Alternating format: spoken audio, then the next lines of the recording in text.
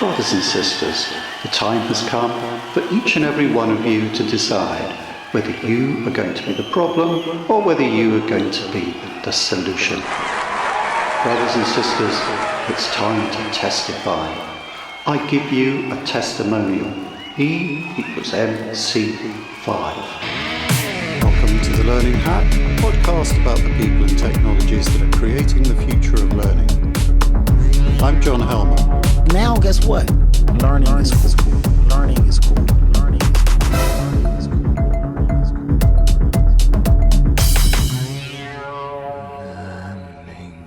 Our guest on The Learning Hack this time is Dr. Gregg Collins, Chief Learning Scientist at NIIT, who has this fantastic framework for creating instructionally effective learning. Trouble is, he finds it hard to remember, so he created this handy mnemonic for himself. MC5 stands for mission, context, challenge, choice, consequence, and coaching. He christened it E equals MC5, combining the iconic equation by that iconic genius Albert Einstein and a great band from the old days, proto-punk legends, the MC5. You're telling me you've never heard of MC5? Hack facts. Formed in Lincoln Park, Michigan in 1964, MC5 are considered one of the most important American hard rock bands of their era and a seminal influence on the development of punk rock.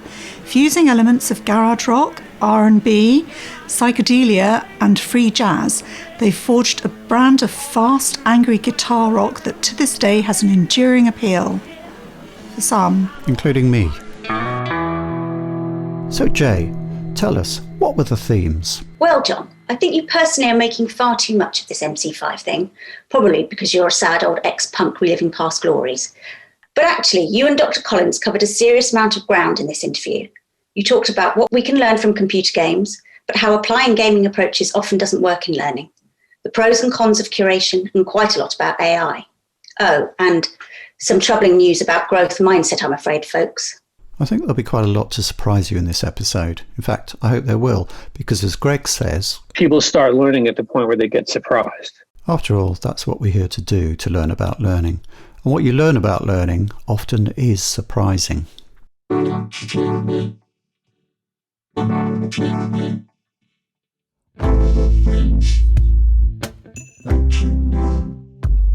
Welcome to The Learning Hack, Dr. Collins. Is there a problem for our industry that someone like you, and you're not the only person who does this by any means, can stand up in front of a room of learning professionals at a conference and tell them exactly where they're going wrong, what a load of wrong-headed junk they all believe in, like learning styles, goldfish attention span, Bloom's taxonomy, etc. And not only do they not slash the tires of your car on the way out, they actually applaud you for it. Is it tough being a maverick contrarian when everyone just smiles and agrees with you? And more seriously, what does this say about the culture of the industry we're in, do you think? Well, it is. Yeah, it's a little tough. I was watching the movie Network the other day, and it has this great plot where the news presenter goes insane when he's told he's going to be laid off and starts ranting on the air and denouncing the establishment, denouncing the news corporation, everything else. And it plays wonderfully with the crowd, and he becomes a star. And of course, the company just, gets behind him and promotes him. So I do feel a little bit like that sometimes. That like the more I yell about how bad things are, the more the kind of learning establishment embraces me and says this is great to have this kind of open discussion. But so it's a little frustrating. But I do think it actually says something terrible about the industry. I mean, to be honest, not about the individuals in those crowds who, are just being nice guys and sort of, open-minded. But, there's a U.S. politician, sorry for the U.S. context, but okay, named Newt Gingrich, who's, so he's a sort of faux bubbly guy who, came into politics with the idea he was bringing modern ways of thinking into things. And a much smarter sort of rival of his in the U.S. Congress once said of him, it's not that Newt has ideas; it's that he wants to have ideas. And I thought that was one of the great put downs I've ever heard. Like it really captured something, right? It's like, and I think that's kind of true of our field. I think we're a field that it's not so much that we have ideas, but we really want to have ideas. and I think you see that manifest in because of that, there's a lot of snake oil being sold.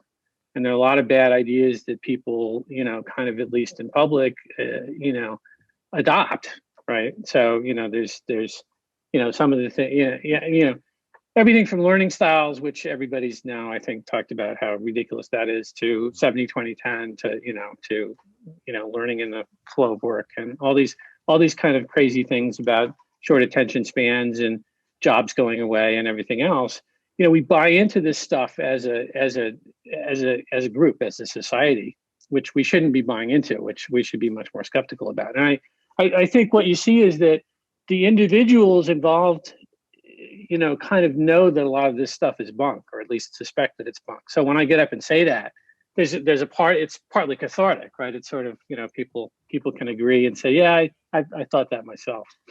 But I think that the way we work as a kind of as a kind of a group, as a society, is we buy into these things, and it's a kind of piety around them. It's kind of, there are places where if you criticize 70-20-10 in a corporate setting, you kind of get nasty looks from people, and so on and so forth. So I think a lot of people in the corporate learning community feel compelled, in a sense, to buy into these ideas, these questionable ideas that come along, and at least officially adopt them. And so I think I think that's why it's cathartic for somebody like me to get up, for half an hour, question them. But I do think it's a problem that we are so, as a group, we're so gullible in some sense. I think that's part of what shows up there. You had a nice way of summing it up in one of your talks about waves and the ocean. What was that? There's no new wave. Or... Well, I can't remember the quote. Yeah, it's like there's. It kind of came out of the flow of what you were saying. You were talking about how there's just wave after wave of. Yeah, I was quoting somebody, and I can't remember. I can't remember the quote exactly, but yeah, I mean, it's like we're looking for something new in an area where there's not much new. There aren't a lot of new ideas in education, since Plato and Aristotle. Really, it's the way people learn is the same.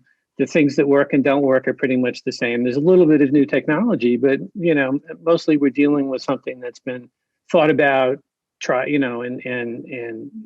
very long time. And yet we want to pretend, every 6 months, like there's a new idea, like there's a whole new way of thinking about learning. There's a whole new way to teach people. And, that's sort of ridiculous. It's a little like what happens with, popular magazines. You see magazines on cooking or, cars or whatever, and they sort of have to generate this sort of false sense that, everything is suddenly new this year. Everything is different than it was last year. And they do that year after year after year, and they use the same tropes and the same techniques to do that. And I think that's what we're seeing a lot of. Of course, podcasters never do that.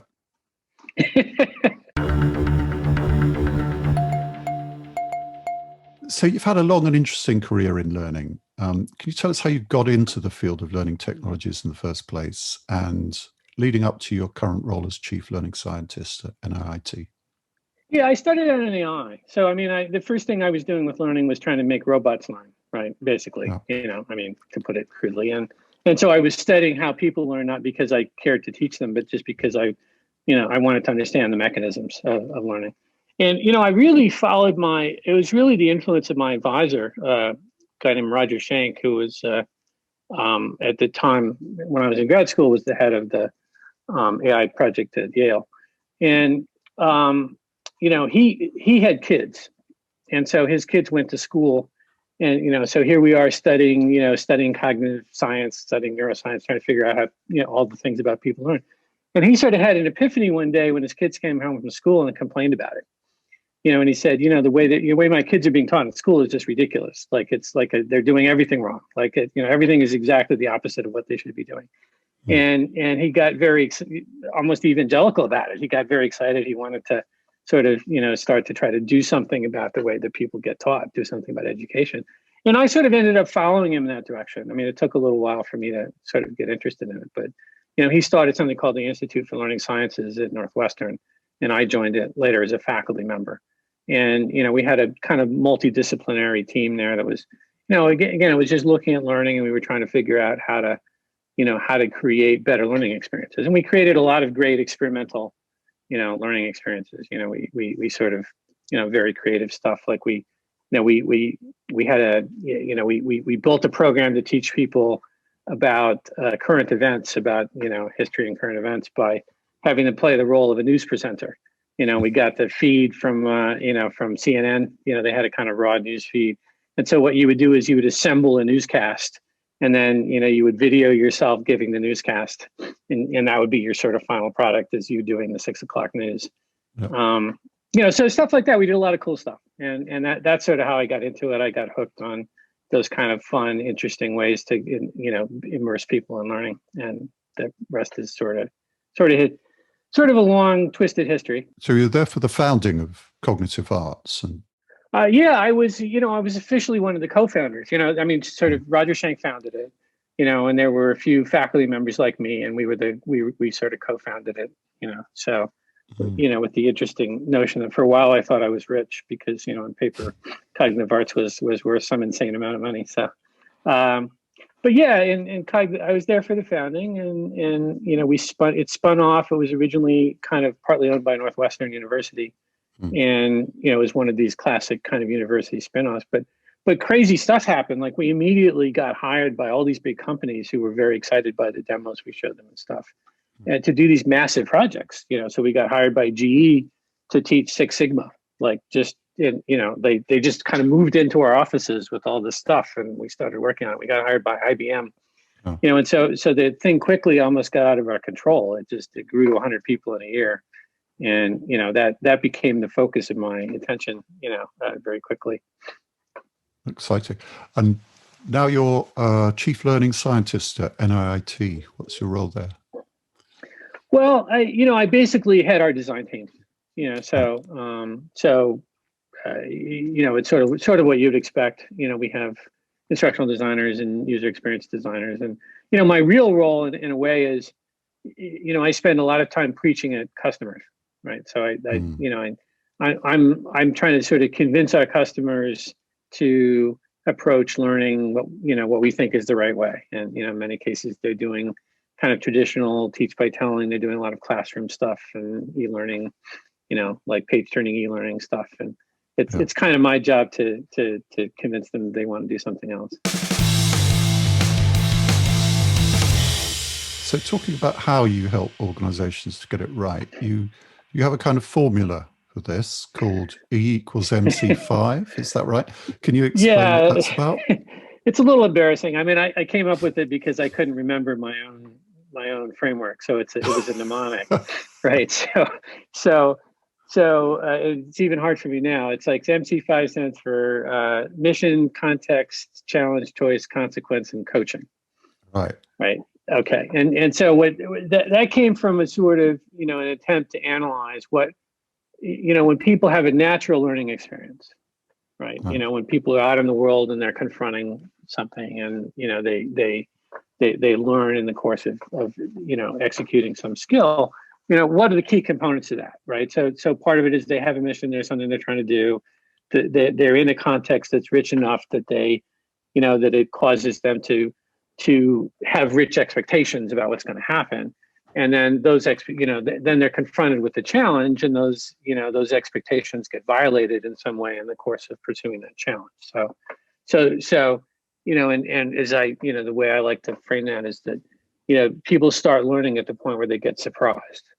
Yeah. Right. So that, so as you're confronting the world, as long as everything works the way you think it's going to, it's a pretty mundane experience. You might be operating on autopilot, more or less. But, surprise is essentially the point at which you expect something and something else happens, right? And that's the moment where you sit up, literally, there's a surprise expression, which is literally sit up, lean forward, open your eyes, try to understand what's happening. And that's the moment when the learning mechanisms in your brain get triggered. That's the moment when you're trying to explain this deviation. And in a sense, what your brain is it's a big sort of, it's a big, difference reduction engine. It's like you expect, you lay out a set of expectations, something else happens, you try to explain the difference, you fix your schemas, you fix your kind of understanding of the world, and then you try again. So that's the framework. The framework is to say, okay, if you sit down to deliberately create something that works sort of the way a natural learning experience does, these are the elements you should focus on to do that. And that's been pretty successful. Yeah. And one of the things this does is to stop people making boring content. Is that right? And there is, I think you've talked about there is a lot of boring content around in the industry. And why do you think people are afraid of making their content too interesting? Well, it's an interesting. I have a lot of thoughts on that. I don't know if I have the ultimate explanation, but I think there's a big cultural issue in education, especially corporate education, where we're deliberately sort of doing the opposite of what we should be doing to make learning stick.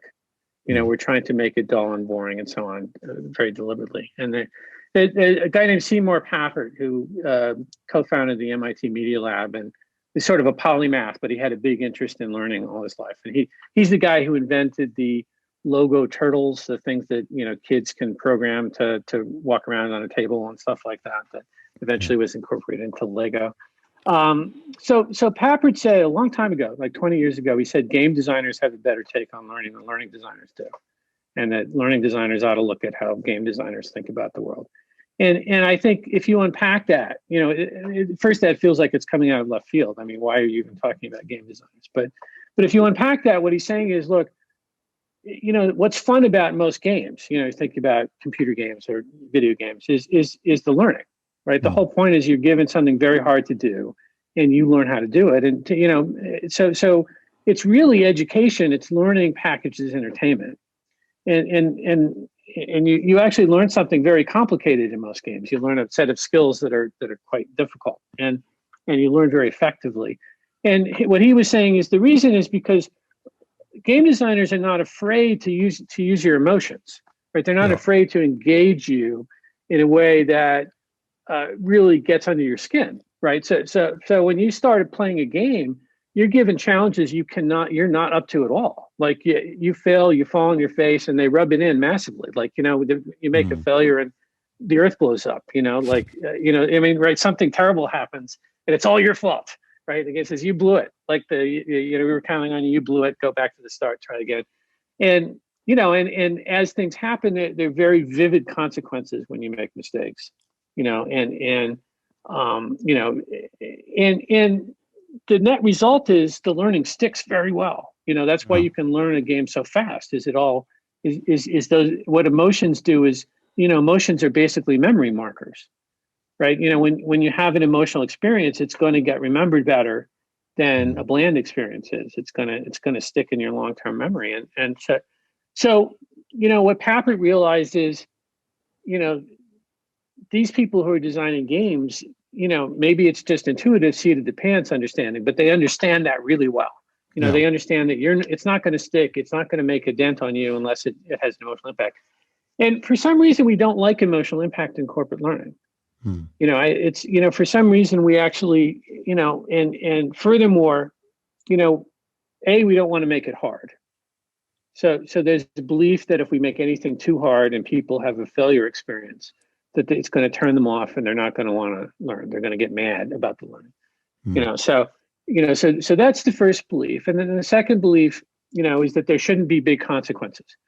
So I once had a long argument with a person who was the head of safety at a big petrochemical company, because I said to him, so, when we train people on oil rigs, we'll show things like if you really do something wrong, if you really screw up, the oil rig's going to blow up. And, I'll never forget this. I mean, he turned white as a sheet when I said that. And he was like, we don't use words like blow up. I mean, that will never, the word blow up will never show up in a piece of training that we do, as long as I'm here. Right. And that's a piece of weird corporate culture. It's like, why not? Right? I mean, that's the whole point, isn't it? And the whole point of learning to run the rig properly is because it really will blow up if you mess it up too badly. It does. You are data. You are data. You are data. You are data. Every pulse of your heart, every step you take, the place you travel to, the thing that gets your attention, it all leaves a trace in data. and the world reconfigures itself around you, moment to moment, based on that data. You are data. You are data. Data has learned a lot about you over the years. Isn't it time you learned more about data? You are data. You are data. You are data. You are data. Data is a hot topic in learning right now, perhaps the hottest. But when you look at what's happened historically with learning analytics, it's hard to deny that it's been a little bit stuck. Stuck in the first two levels of Kirkpatrick. Stuck in what David Wilson and Charles Jennings have called the conspiracy of convenience. Stuck in a lack of capability, money, and time to evaluate. So how can we get ourselves out of this endless Mobius loop of wanting to do it all, but ending up not actually doing very much? I've talked to a lot of experts and practitioners, and the result is a whole series of guides and resources that Learning Pool will be releasing to help you map your way out of that loop. Download the first of these now. The Data and Learning White Paper. You are data. You are data. You are data.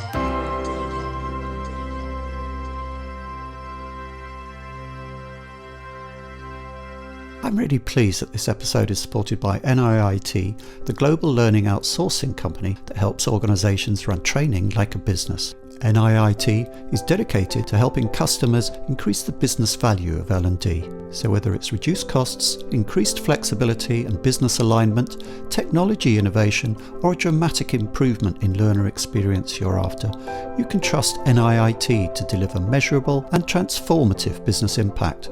To learn more, visit niit.com. So, I mean, people have taken on board the idea about this idea about how powerful games are, but it hasn't necessarily taken, has it, in corporate learning? And you have gamification. And well, I think people have missed the point. I mean, I think you know, as Papert actually, another thing he said at the time he made the quote that I talked about is you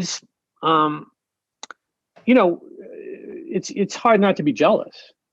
You know, when you see people playing a game, I mean, you know, you see people staying up 24 hours to master this thing, right? And you think, my gosh, you know, people are, you know, writing in to complain about the 20-minute e-learning they took, like how bored and terrible it was, right? You know, there's an assumption, you know, there's a kind of self-abnegating assumption built into a lot of sort of corporate learning world that, of course, people aren't going to like training. I mean, of course, they're going to hate it. Of course, it's a matter of, you know, and so I think people look at games and they think, well, somehow those people have figured out how to get people interested. And if we could only borrow some of that magic and sort of pour it over what we're doing, that would be great.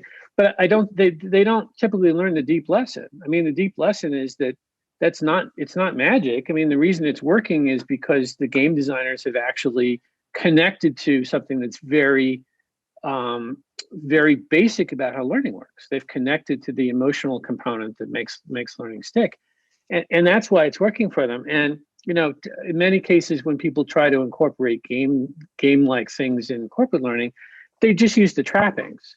I mean, you have the little music, you have the little characters, you have the little, you know, the fireworks go off and it says, hey, congratulations, you know, you just scored 20 points.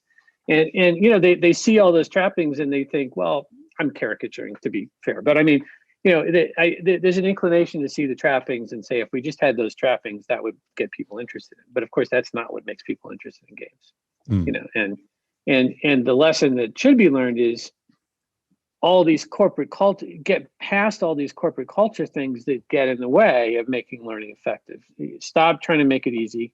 Stop trying to make it so that there aren't severe consequences. You know, stop trying to depersonalize it. Right. I mean, you know, games are a form of storytelling, and storytelling is really the way people communicate naturally with each other. And, you know, another thing we do in sort of corporate learning culture is we try to squish all the personal stuff out. Right. So you have a story and you try to abstract it down to, the nuts and bolts without, you know, you get the people out of it, you get the particulars of the situation out of it. And as a result, it doesn't connect with people. So we're missing the lesson, right? I mean, there's a lesson there waiting to be learned, but you know, what people are doing instead is trying to take a shortcut and, you know, make it look and sound like a game, but you know, that doesn't make it work. And many people have talked about this, but you know, you get these terrible hybrid things that try to be educational, but are also a game where the education is not really deeply embedded in the game. You have something like, the game is something like Mission to Mars, right? But the way you get the materials and the fuel and stuff you need to get to Mars is you answer a quiz question. And so there's no relationship. The goals that you're pursuing in the game aren't the things that don't reflect the skills we're trying to teach you. And the educational component of the game is an old-fashioned quiz. It's a test your knowledge question. Yeah. So, those things, of course, they don't work, and learners see through them, and all of that. So, yeah. So it's not just about borrowing the clothes and the trappings. The learning actually has to be centrally about the skill that you're trying to learn in order for it to work at all. Yeah, exactly. And I mean, I really do. I think Pepper was right. I think in many ways, game designers are better learning designers than learning designers tend to be. And so I sort of say, I advise instructional designers when they're thinking about how an experience should work, to think, what would a game designer do? Right. That's sort of a question I want people to ask, right? And hopefully that frees you up to say, well, a game designer would have the whole thing blow up, So have the whole thing blow up.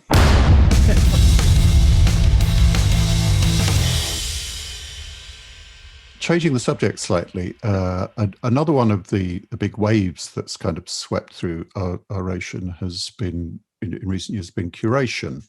And I know that at Cognitive Arts, you work with Stephen Walsh of Anders Pink, who was on the podcast, and has made a business out of curation. But I know you have some kind of, you're not quite sure curation really works all the time. Could you talk a bit about that? Yeah, well, I mean, a couple of things. I mean, so first of all, curation per se, obviously, is a harmless idea. If there's something that already exists in the world that fills a need for me and you can find it, then of course you're doing me a service. But, the problem is a lot of what's being curated is bad. I mean, it's sort of bad, old-fashioned teach by telling type learning that's been captured on a video or something like that. And I mean, obviously curation doesn't have to be like that, but that's most of what I see when I see people doing curation is they have a bot that goes out and it finds a 3-minute video of somebody giving a little, nugget of a lecture there. So, I mean, I believe very strongly that learning experiences are immersive, that, that you learn by doing, not by being told, things like that. Mm-hmm. And so it pains me to see the kind of things that tend to get curated for people. So that's one thing. The second thing is curation is one of these places where people massively overestimate what AI will do for us. And, I'm very sensitive about that because AI, at least used to be my field. And so a lot of people believe or even outright claim that AI can understand the content of these things that are being created. That there's some AI intelligence out there that's watching a video and understanding what's in the video and then making this incredibly intelligent decision about who that video would be good for. But that's not happening, right? I mean, AI is not capable of understanding texts, and so what's happening in these curation schemes generally is the manipulation of keywords. It's sort of like what's going on with Netflix when Netflix, decides what movie might work for you. It's essentially giving you a movie that shares a keyword with another movie that you liked before. So you like the murder mystery. Here's a murder mystery. You might like that. And so that's mostly what's going on. But people have this very exaggerated idea that AI is intervening in some super intelligent way, and that's just not happening. And AI isn't capable of doing that at this point. And the last thing about it that I don't like, that is kind of related to the point about AI, is that people who are touting this idea are often, they're not just saying, okay, you want to learn subject X, we'll go out and look and we'll find the thing to teach subject X and we'll bring it back to you and you'll go through it, and if we found a good thing, it'll work. They're saying that somehow there'll be some emergent magic from, if you want to learn about something, we'll find 10 videos about all kinds of things that you might not initially think were even related to the thing you're trying to learn. Mm-hmm. but it will turn out that they're, that those things are exactly what you need to know. And I don't see so far any kind of magical ability on the part of these kind of curation schemes to do that, to take a sort of interdisciplinary need and figure out all the things you would need to learn to be able to do it. And it's like, you would imagine, like, if you wanted to learn how to make jet engines, right? And you weren't looking just for someone to go out on the web and find, how to make jet engines 101, but somehow pull together all the disparate disciplines you'd have to, that would involve all kinds of things. It would involve metallurgy. It would involve the physics of laminar flow. It would involve thermodynamics. There is no intelligent bot that can figure out from first principles all the things you would have to know to do a complex skill like designing a jet engine. There just isn't, and yet we're sort of selling it like there is, and so that sort of gets on my nerves. It's like, if you want to say, okay, if you want to learn how to make jet engines, I'll scour the web and I'll find something that has a tag on it that says how to make a jet engine, and I'll bring it back. Good, that's good, but I'm down with that. But if you're going to tell me, yeah, we'll just go out and we'll find all the physics and the chemistry and all the engineering and everything else that you need to do this, no, that capability doesn't exist. So that that's more snake off. That's more, and so that's what gets on my nerves about it. Your PhD was in AI, and I'd really recommend to people a series of short videos you have on YouTube explaining the difference between narrow AI, where we're doing very well, and general AI, that we aren't really very near yet, as far as you tell it. So what's your take on the current state of AI in learning in our industry? And is it living up to its potential? And in fact, what is the potential, do you think, for AI in learning? Well, that's the seductive thing about AI is the potential is unlimited. The potential is eventually, artificial intelligence curates everything and puts together learning from scratch for us. And, so the potential is fabulous, but we're not anywhere near it. And and because AI is not capable of it yet. AI hasn't evolved to the point where it can do all those things. But the current state makes me sad, to be honest. The things we're talking about, where we're talking about using AI in learning, one place is in curation, as we just talked about that. In other places, there's a general idea that I've heard expressed over and over, which is that, as we track learners going through curricula, that AI will, deep learning algorithms will take a look at that, and they'll somehow extract nuggets of great wisdom about what the successful learners did. Right. So the idea is, okay, you watch 1,000 people go through this curriculum, and then you track their subsequent career. You track, some measure of their success, and you say, the successful people who went through this curriculum, here's what they did, and that's going to yield great insights. And I don't expect that to yield great insights, and I would love for someone to show me a great insight. That my guess is what it's going to say is that successful people took the standard curriculum for the most part, and they passed it. I don't think there's going to be some crazy insight like, well, you can imagine, the clickbait headline. It's like, every successful person who went through this curriculum did this one successful thing. Click here to find out what it is.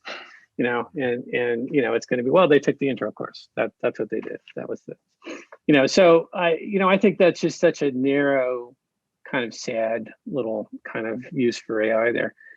So, when I was a kid, or meaning a grad student, but when I was coming up in AI, there was a whole field of AI tutoring, which was really bold. Of course it didn't, like most big AI initiatives, it didn't really achieve its objectives fully, but the idea was really big. It was that, you would have an AI tutor that would understand a domain very well and also understand how human learning works very well. And it would decide the curriculum for you on the fly. So for one example, like John Seeley Brown used to do this stuff. He's a guy who went on to do lots of things, including being head of Xerox Palo Alto Research Center for a long time. He was an electrical engineer. And so he created a program that was meant to teach you electrical engineering, meant to teach you electronics, right? So, and the idea was the program would formulate problems for you. It would sort of figure where you were in your kind of the learning curve, and it would formulate put a circuit together. It would say, okay, can you tell me what the voltage is here? And if you said sure, then it would formulate a harder problem and kind of move you up the ladder. If you said no, then it would try to do smart tutoring. So it might say, okay, well, I understand you can't tell me the voltage in that spot in point A. Maybe can you tell me the voltage over here next to the battery? And you'd say, well, sure, yeah, I know the voltage there. It would say, okay, now what's this resistor in between there? What's the value of that resistor? Okay, I know the value of the resistor. So do you know a formula that would let you take this voltage and this resistance and figure out the voltage over here? And you might say, so it would sort of formulate problems based on what it thinks you want. It would have a model of what you understand. It would formulate problems based on that model. And then it would use Socratic dialogue to try to help you put together the steps that would let you solve problems the way an electrical engineer would. And, this was sort of 75% real and 25%, vaporware, to be frank about it. It never quite got to be industrial strength like a lot of AI. But it was a great ambition. It was a fantastic idea. The idea of this sort of, smart, ever-present coach that's doing what a really smart human coach would do, basically. That's essentially, if you had a one-on-one tutor that was trying to teach you whatever it is you're trying to learn, that's essentially what they would do, right? They would, they'll make up a problem for you. They'll coach you through it. They'll see where you're struggling. They'll sort of figure a way to pull you out of it. And so we went from that, we've lost that. I mean, maybe we'll get back to it, but, we went from that image of AI in education to, curating, crawling the web and, finding 3-minute videos. The idea is still out there, isn't there? And there are companies. Well, sure. Like Newton, Gates has put quite a lot of money into adaptive learning, so people are still working on it. Do you think we'll eventually crack it? Or? Well, eventually. But like a lot of AI, I think of course we'll eventually crack it, but I don't think we'll crack it as soon as a lot of people say we will. Right. So I don't think we'll see general intelligence, anything that looks like general intelligence from an AI system for 50 years. Sadly, I won't be alive to see it not happen, but I'm quite convinced that, it's going to take that long, at least. But yeah, it'll eventually happen. I mean, eventually we'll figure it out. But it's going to take. I think it's going to take discoveries, the equivalent of the great discoveries in physics. It's going to take. It's going to take an Einstein. It's going to take a Heisenberg and a Maxwell. Before we of AI, before we've got that figured out. I do want to say just in passing. I mean, when people say adaptive learning, they mostly mean something much more mundane than sort of intelligent tutor. At the lowest end, they mean something like Khan Academy, right? Which is adaptive to you in the sense that, it's divided the world into these little tiny, subdomains, and it has questions in every, sort of test your knowledge questions in each subdomain. And, if you answer 3 of them in a row correct, it decides that you've now mastered that subdomain. So it's adaptive in the sense that it keeps asking you questions about this domain until you start answering them right. And then once you start answering them right, it marks you as having, so that's really more like what people mean when they talk about adaptive learning.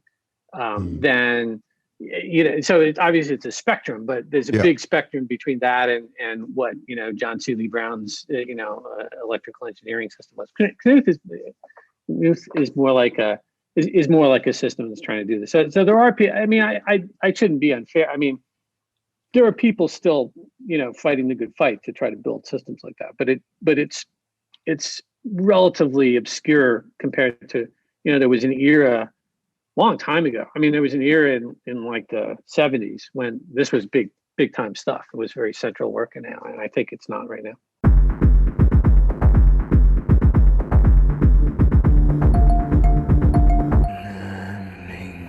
So you mentioned Khan Academy and maths there. Is it the case that this type of AI could get breakthroughs earlier in different subjects, such as maths, which has a more structured and numerically based kind of character than something like leadership learning, for instance? Oh gosh. Well, I have to admit, I'm not sure. I mean, I think that certainly in math, you're dealing with things that are more straightforward in terms of, outcomes and what gets you those outcomes. So, leadership suffers from the fact that nobody even agrees about what, the output of good leadership is. So, I mean, in that broad sense, I mean, in anything where it's very hard to even deconstruct what success means, obviously is a challenge for learning because, and I've actually this is tangent, but I've often had the same frustrating conversation when I try to work with people to build learning on leadership, which goes something like this. I say, well, what's an example of the kind of decision you want your leaders to make? Right. And they're like, well, this kind of thing, it's like, where do we open in a new country? Do we shift resources? Great. Okay. And so let's talk about what's the right, let's figure a circumstance and tell me what the right answer is. And they say, well, there's no one right answer. Right. I mean, different people would do different things. We don't want to tell people the right answer. At which point I kind of throw up my hands and I say, well, if you don't think you know the right answers, then I'm not sure why you're trying to teach people. Like, what is it I mean, you could give people the experience of doing it on their own, but beyond that, you don't seem to have anything to teach. So in that sense, but I don't think that has anything to do with AI. I think that it's just hard for anybody to really have insights about how to teach in subjects like that, where we don't agree about what it means to do it right. I think that if even in math, I think math is harder than it seems. I mean, I think if you want to use AI to teach math, the AI has to not just be thinking about the math itself. It has to be thinking about the psychology of what it's like to try to understand math. Because what it will be able to do for you in theory is to think about what's blocking you from understanding this concept. Right. Like is there something that you just can't kind of grasp about it? Is there something that's, is there some other concept that's interfering? I mean, do you just lack some building blocks? And understanding that psychology, I think, is very similar for every domain. Understanding how people can go wrong, I think, is a thing that, is really is more about psychology than it is about a particular domain. And I think that's what a really great tutoring program would be able to unpack that. If that makes sense. You spoke about growth mindset in one of your lectures. Now, this was news to me because this was really big a few years ago. My teenage daughter got told about it in school, and we talked about it at home. And for a week, we had to put "yet" on the end of every single negative statement. And I understand now that the research is telling us things about its effectiveness now that the dust has settled a bit. Yeah, and God, this is going to be another thing like with Stephen Walsh. It's like, so Carol Dweck is someone I admire a tremendous amount. And, she was, we were on the faculty together at Illinois a million years ago. And then we worked on some projects together subsequently. So I want to say at the start, I mean, I think she's brilliant. And I think her exploration of the space of this kind of psychology is important no matter what you think. But it does seem sadly, I'm not the world's expert in this, but there've been a couple meta-analyses.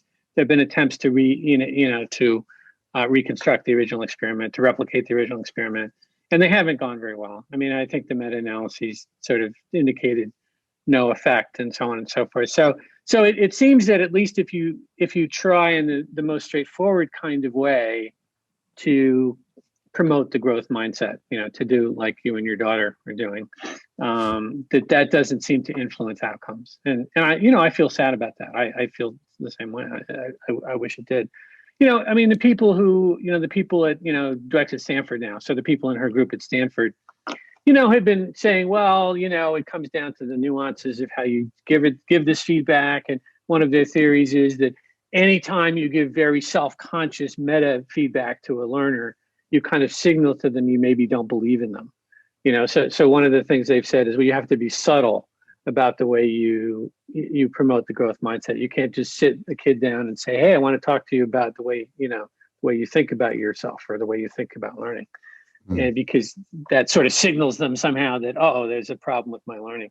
I mean, so I don't know. I mean, that seems like special pleading to me, I'm just a spectator at this kind of thing, like we all are. It's like the results come in and, eventually they sort of pile up and it kind of looks like they're not coming in favorably. And I see, in my own experience, I can sort of cite counter results. I kind of did the same thing you did. When my daughter was growing up, we sort of tried to put some of these ideas into practice. But, then she got to college and she took a freshman seminar and she wrote a paper and her professor just went gaga over the paper, and said, you're a gifted writer. You just have a natural talent. Please nurture it. Which is exactly the opposite of growth mindset at some level. It's saying you've got an innate talent. But in the moment, in the circumstance, I think that worked really well for her. It gave her something to hang on to, a kind of a self-image that she hung on to, through thick and thin, right? Even when things didn't seem like they weren't going so well in a class or something, she'd say to herself, well, I'm a really good writer, though. So, and that worked too. So I'm afraid it's like I'm afraid it's going to become another one of these kind of pairs of opposites, sort of the sort of dualistic kind of advice where the standard advice goes both ways, sort of like, the sort of don't sweat the details and, the devil's in the details, all those kind of pairs of opposites where sometimes one and sometimes the other seems like the right thing. They both sort of sound right in their own right, but I'm afraid it's going to be like one of those things. Like sometimes the right thing to do to encourage somebody is to say, you've got a real talent, you should nurture it. And sometimes the right thing to say to somebody is, hey, listen, it's not about talent, it's about hard work. And put in the hours and you'll get the results. And, and then it becomes an art to figure out which one to say when. And I'm afraid that's the direction in which the growth mindset is headed. Yeah. Yeah, I feel sad. I'm going to say you've got an innate talent to give extremely interesting answers to some dumb questions. So lastly... I love these questions. That was great. Good. Thanks for that. Lastly, if people want to follow your thought, Gregg, what's the best place for them to find you? Well, you can find me on LinkedIn. And thanks to our marketing person, Shivani, our wonderful marketing person, I've cleaned my LinkedIn up finally, and after years of neglect. So you can sort of find me there. You can find me through the NIIT website. We have links to some of my articles and other stuff there. I haven't done what I need to do. I mean, I need to actually get all my kind of writings over time onto some kind of landing page where people can get to it. But I'll do that soon. You haven't done it yet. No, I haven't done it yet. Exactly. Thanks a lot, Gregg. I feel empowered. Thanks for taking the time today. Thanks, Don. Enjoyed it.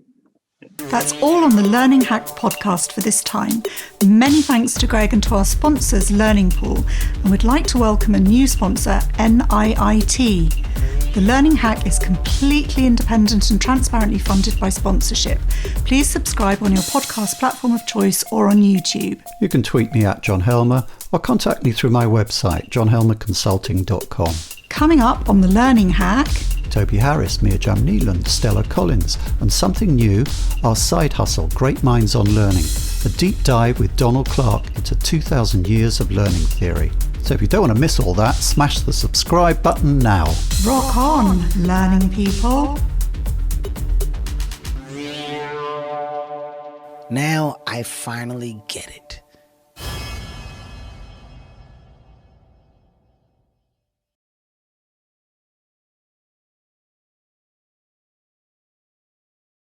Dad, have you got the buns? I haven't got them yet. Daddy, you're going to get the buns? No. Is that buns from the store, or are you talking about an exercise program? Whatever. No, get the buns from the store. Get off the chairs, motherfucker! Do I have a growth mindset? Not yet.